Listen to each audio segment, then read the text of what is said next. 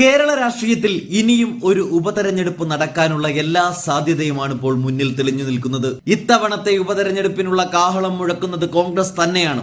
ഒരു പരിധിവരെ അതിനുള്ള മുന്നൊരുക്കങ്ങളും തുടങ്ങിക്കഴിഞ്ഞിരിക്കുന്നു.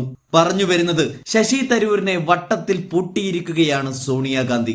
ഒന്നനങ്ങാൻ പോലും പറ്റാത്ത തരത്തിലാണ് ഇപ്പോൾ തരൂരിനെ കോൺഗ്രസ് നേതൃത്വം പൂട്ടിയിരിക്കുന്നത്. ഇവിടെ സോണിയാഗാന്ധിക്കാണ് കൈയടിക്കേണ്ടത് എന്നാണ് ഇപ്പോൾ കോൺഗ്രസ് നേതൃത്വം ഒന്നടങ്കം പറയുന്നത്. പറഞ്ഞു വരുന്നത് പാതി BJP-ക്കാരനും പാതി കോൺഗ്രസുകാരനുമായ തരൂരിന് ഇനി മുതൽ പാർലമെന്റിൽ സംസാരിക്കാൻ സാധിക്കില്ല. കോൺഗ്രസിന്റെ MP കുപ്പായം തുന്നിയിട്ട പാർലമെന്റിന്റെ മുൻനിരയിൽ തന്നെ സ്ഥാനം ഉറപ്പിച്ചിരിക്കുന്ന തരൂരിനെ മോദിക്ക് മുന്നിലിട്ട് തീർക്കാനാണിപ്പോൾ കോൺഗ്രസ് കരുക്കൾ നീക്കി തുടങ്ങിയത്.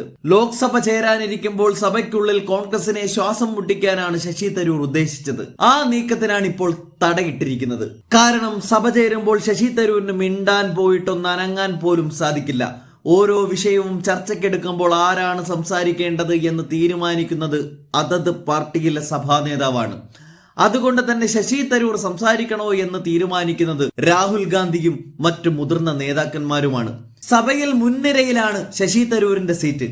അവിടെ ഇനി വെറും ഒരു നോക്കുകുത്തിയായി ഇരിക്കാൻ മാത്രമേ ശശി തരൂരിനെ കൊണ്ടാവൂ. പ്രത്യേകിച്ചും ഓപ്പറേഷൻ സിന്ദൂറിനെ കുറിച്ചുള്ള ചർച്ചകൾ വരുമ്പോൾ തരൂരിന് സംസാരിക്കാൻ കോൺഗ്രസ് അവസരം കൊടുക്കില്ല. അതിന് കാരണം കേന്ദ്ര സർക്കാരിന്റെ പ്രതിനിധിയായി വിദേശത്ത് പോയി കോൺഗ്രസ് നിലപാടുകൾ തള്ളി മോദിക്ക് അനുകൂലമായി സംസാരിച്ചതാണ്. അത് പാർലമെന്റിലും ആവർത്തിക്കുമോ എന്ന് കോൺഗ്രസിന് ആശങ്കയുണ്ട്.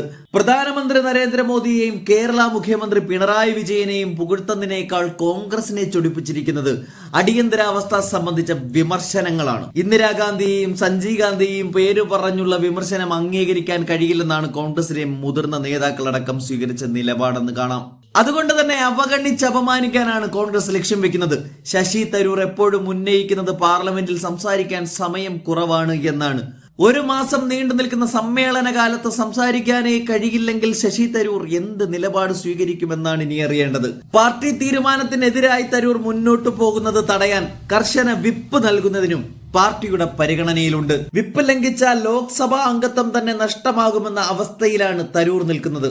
ഇത്രയും കാലം തരൂർ എന്ന വിശ്വപൗരനെ ഈ പാർട്ടിക്കുള്ളിൽ തന്നെ ഉറപ്പിച്ചു നിർത്താൻ വേണ്ടിക്കിട്ട പല അടവുകളും കോൺഗ്രസ് പയറ്റി. പക്ഷേ അധികാരമില്ലാത്ത കോൺഗ്രസിനോട് തരൂരിന് പുച്ഛമായിരുന്നു. അതോടെ തരൂരിനെ ഈ പാർട്ടിയിലേക്ക് കൊണ്ടുവന്ന സോണിയാഗാന്ധിക്ക് തന്നെ മടുപ്പും വെറുപ്പുമായി. തന്റെ വസതിയിലേക്ക് വിളിച്ചു വരുത്തി രാഹുൽ ഗാന്ധിയുമായി നീണ്ട നേരം തരൂരിനെ അനുനയിപ്പിക്കാനുള്ള ചർച്ചകളൊക്കെ സോണിയാഗാന്ധി നടത്തിയെങ്കിലും ശങ്കരൻ പിന്നെയും തെങ്ങിൽ തന്നെ എന്ന് പറയുന്നത് പോലെ തരൂർ വീണ്ടും മോദി സ്തുതി പാടിക്കൊണ്ടേയിരുന്നു. എന്തായാലും തരൂരിന് അവസാന ആണിയടിക്കാൻ ഇറങ്ങി പുറപ്പെട്ടിരിക്കുകയാണ് കോൺഗ്രസ്. ഇതോടെ പുറത്താകുന്ന തരൂരിനു പകരം മറ്റൊരു തെരഞ്ഞെടുപ്പിന് കൂടി കേരളം സാക്ഷിയായേക്കും.